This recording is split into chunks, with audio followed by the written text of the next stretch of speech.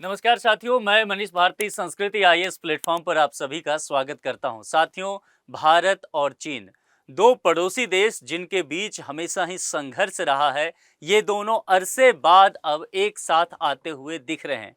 दोनों देशों ने पिछले कुछ समय से विभिन्न मुद्दे को लेकर के गंभीरता दिखाई है, परिपक्वता दिखाई है और कहा जा सकता है कि दोनों देश कोशिश कर रहे हैं कि दोनों के बीच जिस तरह के आपसी मतभेद रहे हैं सीमा को लेकर के या व्यापार को लेकर के या वैश्विक मंच पर, इन तमाम चीज़ों को सॉर्ट आउट किया जाए और लगातार इन चीज़ों पर अब पहल किया जा रहा है।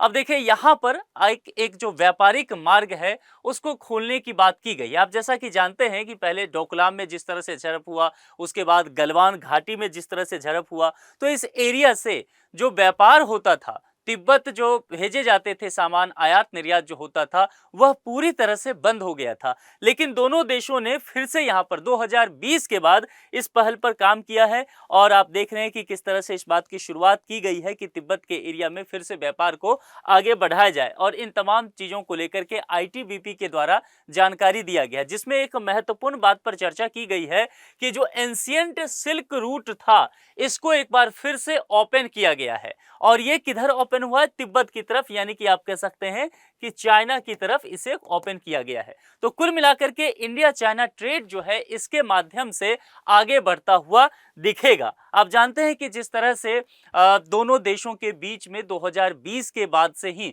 तमाम तरह के व्यापार बंद कर दिए गए थे और शीर्ष नेतृत्व में शिखर वार्ता नहीं हो रहा था। इन तमाम चीज़ों को लेकर के दोनों ही देशों का नुकसान हो रहा था। तो करीब 6 साल से ये सब चीज़ें चल रहा था, यानी कि 2020 से ही ये मामला चल रहा था। लेकिन आपको ध्यान होगा कि रूस के एक शहर है कजान, वहाँ पर प्रधानमंत्री नरेंद्र मोदी और चीन के राष्ट्रपति शी जिनपिंग की एक मुलाकात हुई थी और दोनों देशों के विदेश मंत्रालय के द्वारा आनन फानन में यह जानकारी दिया गया कि दोनों देशों के शीर्ष नेतृत्व के द्वारा शिखर वार्ता की जाएगी। और उसी समय इन तमाम चीज़ों को लेकर के बातचीत हुआ था कि आने वाले समय में हम इस एरिया में फिर से पेट्रोलिंग शुरू करेंगे, व्यापार को धीरे धीरे आगे बढ़ाएंगे और वो यहाँ पर होता हुआ दिख भी रहा है।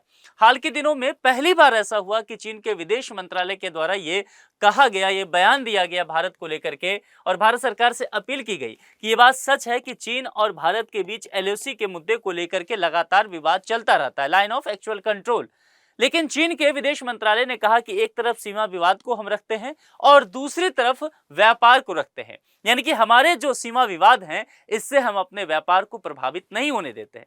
ये इतनी मैच्योरिटी चीन ने पहली बार भारत को लेकर के दिखाया और भारत ने भी इस कदम का स्वागत किया। इसके अलावा कई जो क्षेत्रीय संगठन है, चाहे वो ब्रिक्स हो, चाहे वो एससीओ हो, इन तमाम संगठनों के वजह से ये दोनों देश करीब आते हुए पिछले कुछ वर्षों में दिख रहे हैं।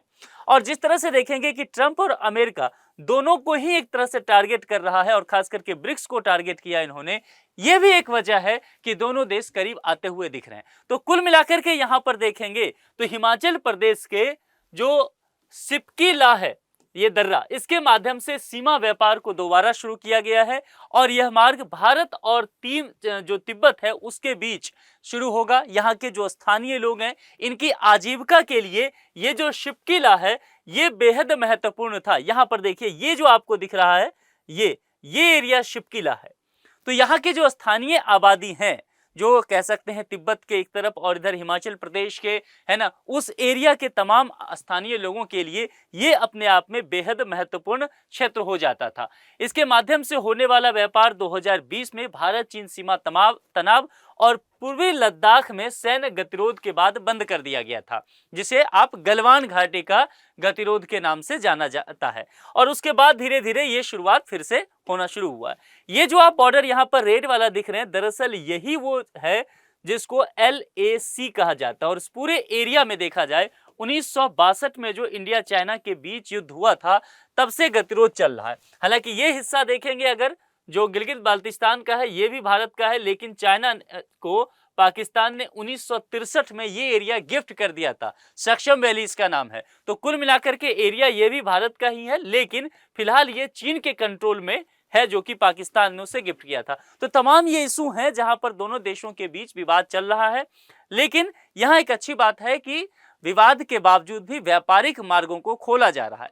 जो वो विवाद हुआ था गलवान घाटी को लेकर के, उसके बाद आप देखेंगे यहाँ अगर आप तस्वीरों को देखें तो देखेंगे किस तरह से आर्मी का पूरी तरह से छावनी दोनों तरफ बट गया था। उसके बाद चीजें अब सामान्य होती हुई नजर आ रही है। प्रधानमंत्री नरेंद्र मोदी उस समय गलवान घाटी की घटना पर टिप्पणी करते हुए ये कहा था कि ना तो उन्होंने हमारी सेना में सीमा में घुसपैठ किया है और ना ही चीन ने हमारी कोई चौकी अपने कब्जे में ली है। हमारे भी 20 जवान शहीद हुए हैं, लेकिन जिन्होंने भारत माता का अपमान करने की हिम्मत की उन्हें सबक सिखाया गया। ये इनकी जो बातें हैं, सर्वदलीय बैठक 19 जून 2020 को हुआ था, जब गलवान घाटी में झड़प हुआ था। सभी दल के नेताओं से बात करते हुए प्रधानमंत्री नरेंद्र मोदी ने यह संबोधन दिया था।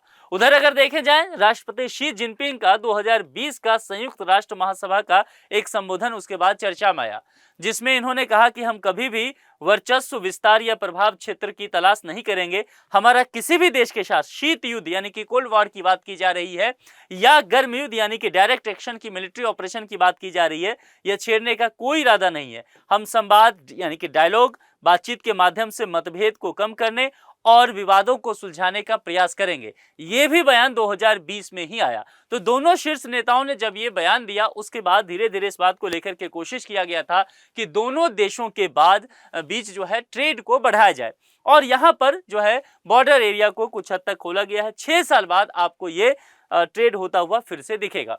अब प्रश्न है कि किन वस्तुओं का यहाँ से व्यापार होगा।